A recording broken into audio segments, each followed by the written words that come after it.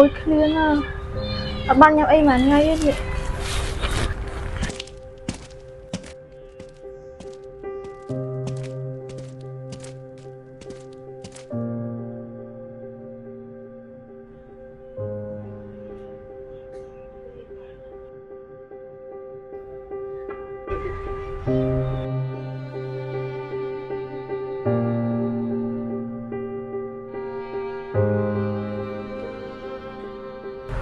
អូមានបានខ្ញុំអីនៅបង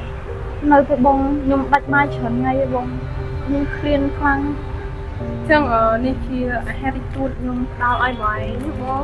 អរគុណច្រើនឯងបងដែលបានផ្ដល់អាហារនេះឲ្យខ្ញុំ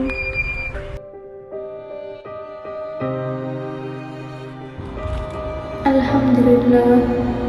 អរគុណអល់ឡោះជាម្ចាស់ដែលទ្រង់បានបោះបង់ខ្ញុំចោល